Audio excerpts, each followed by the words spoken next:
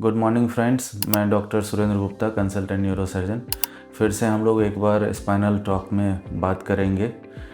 इस बार का topic of discussion है स्पाइनल कैनाल स्टेनोसिस।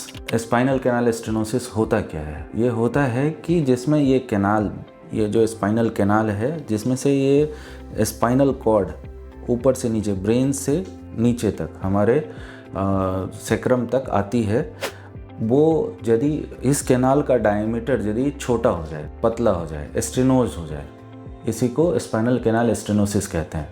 ये एक डिजेनरेटिव डिजीज़ है। इसमें होता क्या है कि जिस एरिया में ज़्यादा मूवमेंट हो हमारे लंबर स्पाइन में, और ये जो हमारा लंबर स्पाइन है और ये सर्वाइकल स्पाइन है, इसी में सबसे ज़्यादा मूवमेंट होता है। हम लोग गर्दन को ज़्यादा हिलाते हैं, कमर का ज़्यादा इस्तेमाल करते हैं, जिसकी वजह से इस जगह पे ओवर द पीरियड, जैसे जैसे हम लोग एज होते हैं, बूढ़े होते जाते हैं, वैसे वैसे इस जगह पे रियर एंड टियर फोर्सेस लगता है, जिसकी वजह से यहाँ के जो फैसेट्स हैं, जो लिगामेंट्स हैं, वो थिकंड होती जाती हैं। जैसे जैसे हम लोग ओल्ड होते हैं, वैसे वैसे कैल्सिफिकेशन, जो जॉइंट्स के आसपास कैल्सिफिकेशन होने लगता है, जिसको कि ऑस्टियोफाइट्स कहते हैं। कई लोग बोलते हैं हड्डी बढ़ गया है। इसी की वजह से ये आसपास के जॉइंट्स में यदि डिजेनरेशन होने लगे, यहाँ के लिगामेंट्स मोटा होने लगे, तो आसपास का जो ये चारों साइड से कैनाल का डायमीटर छोटा होने लगेगा, और इसी को कैनाल स्टेनोसिस कहते हैं। इस तरह के पेशेंट प्रेजेंट कैसे करते हैं? हमारे पास इस तरह के पेशेंट आते हैं और बताते हैं कि हमारे दोनों पैरों में कई सालों से या कई महीनों से पूरे पैर में दर्द होता है, और चलते चलते ऐसा लगता है कि पैर अकड़ गया है, या फिर पैर में, पूरे पैरों में दर्द हो रहा है, या हाथ में, दोनों हाथों में काफ़ी टाइटनेस लगता है और पेन होता है, किसी एक सेगमेंट में नहीं, और हाथों में झंझनाहट रहती है।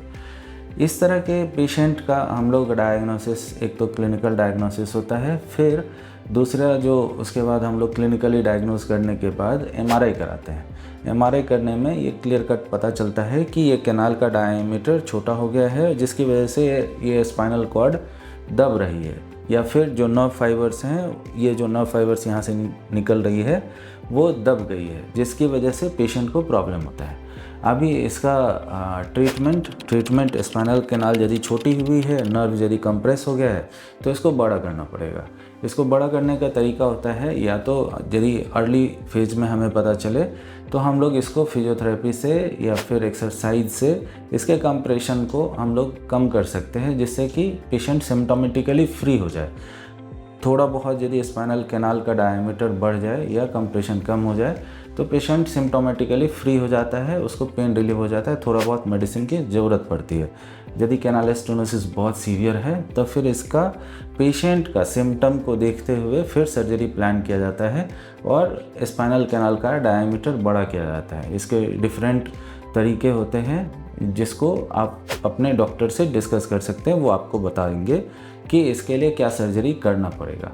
इसके बाद पेशेंट अपने सिम्टम से फ्री हो जाता है, उसको दर्द काफ़ी कम रहता है या नहीं रहता है।